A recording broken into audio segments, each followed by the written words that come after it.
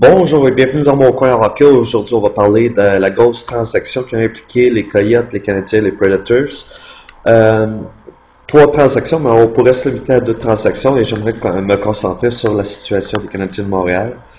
Par ici, on nous dit que les Predators, dans un premier temps, ont approché les Coyotes et ont fait l'acquisition de Victor... Ah non, pardon, c'est les Coyotes. Les Coyotes ont fait l'acquisition de Victor Barclay. Puis en retour, euh, les Predators ont obtenu Stephen Elliott, un défenseur des ligues mineures. Et par la suite, les Coyotes de Phoenix, les Coyotes de l'Arizona. En tout cas, les Coyotes ont envoyé Barclay et John Scott aux Canadiens. Et en retour, les Canadiens obtiennent Jared Tenorti et l'attaquant des ligues mineures Stéphane Fournier. Regardons le bio de Jared Tenorti.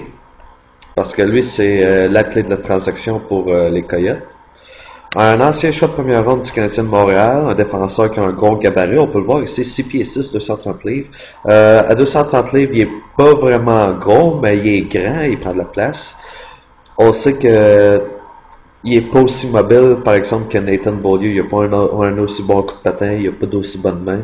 Même la vision du jeu est pas aussi bonne, de ce que l'on peut dire, selon les tirs des scouts au sujet de Tenorti. Cependant, c'est un défenseur qui est grand et qui, bien entendu, prend du temps à se développer parce que c'est ce qui arrive très souvent avec les défenseurs à caractère défensif qui ont une grosse stature. Ils doivent prendre plus de temps à se développer. Pourquoi on a échangé Tenorti? Parce que dans un premier temps, on voulait l'envoyer dans les ligues mineures. Puis il y a quelque chose que j'ai vraiment pas compris, puis j'espère que quelqu'un va pouvoir m'expliquer. Jared Tenorti devrait avoir un contrat à deux volets. Donc, il devrait être capable d'être envoyé dans les mineurs et puis être appelé dans la Ligue nationale sans avoir à passer par le ballottage.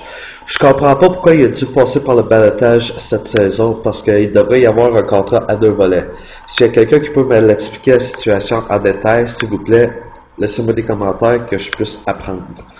Par la suite, pourquoi on a échangé Tenorti? À mon avis, ça c'est juste mon opinion. Regardez quand il a été drafté, quand il a été repêché, c'était en 2010, c'était sous l'ère Gauthier-Gainé. Est-ce que Bergevin fait un move parce qu'il veut installer sa propre équipe, puis peut-être effacer d'une certaine manière l'ère Gauthier-Gainé et amener au sein de sa propre équipe les joueurs qu'il va lui-même sélectionner et que, en bout de ligne, Jared Tenorti ne fait pas partie de ce club qui va justement répondre aux besoins de Marc Bergevin. Ça, c'est ce que je me demande, c'est ce que je crois que Bergevin tente de faire, d'installer sa propre équipe et d'une certaine manière effacer l'ère Gauthier-Gainé. Je regarde Stéphane Fournier, un ailier droit. Il me semble qu'à Montréal, on a besoin d'ailier droit. 6 pieds 3, 224 livres. J'aime beaucoup son physique. Je crois qu'il n'a pas le talent nécessairement, mais au moins il a le physique pour pouvoir jouer dans les professionnels, que ce soit dans la AHL ou même dans la Ligue nationale de hockey.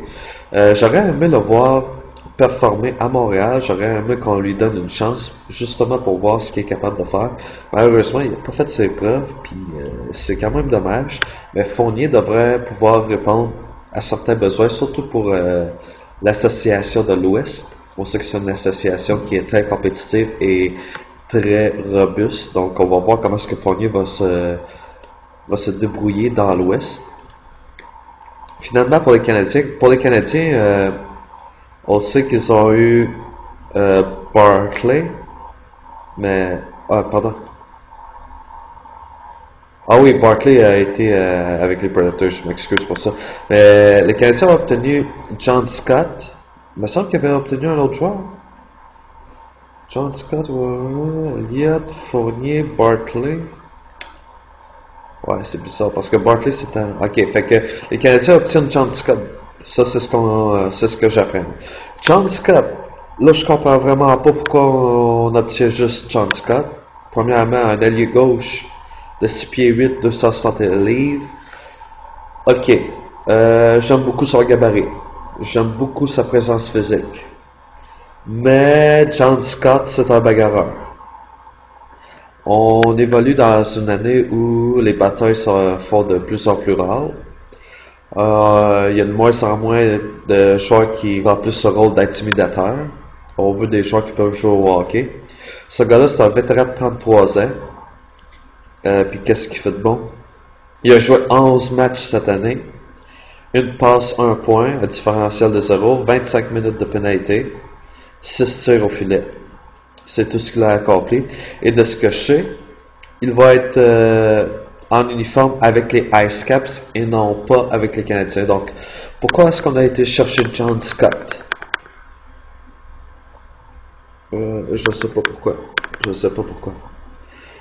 Puis d'échanger Tinordi et Fournier pour ce qu'on obtient en retour, je le comprends pas.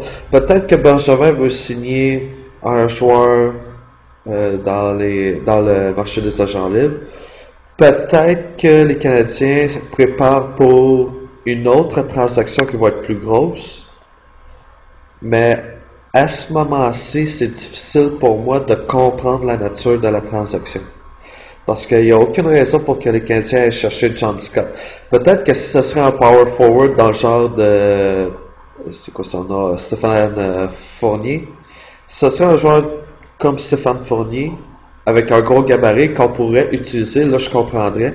Mais là, on va chercher un vétéran de 33 ans qui est là pour jeter les gants. Je comprends pas pourquoi. Je comprends vraiment pas pourquoi. À mon avis, les Canadiens préparent une autre transaction. Ça, c'est la seule raison que je vois. Parce que, oui, je sais que les Canadiens voulaient se départir de Tinordi. Ils l'ont fait. Mais pourquoi changer deux joueurs contre un joueur comme John Scott, je ne comprends pas. À moins qu'il prépare une autre transaction. C'est la seule logique que je peux voir dans une telle transaction. Donc, qu'est-ce que vous pensez de cette transaction? Êtes-vous déçu? Moi, personnellement, je suis déçu. J'aurais aimé garder Tinordi à Montréal. J'aimerais le voir jouer à Montréal plutôt que de le laisser sur le banc. Je comprends pas pourquoi ça s'est fait dans un premier temps. Mais peu importe. Qu'est-ce que vous en pensez? Laissez-moi des commentaires et on s'en reparle un peu plus tard.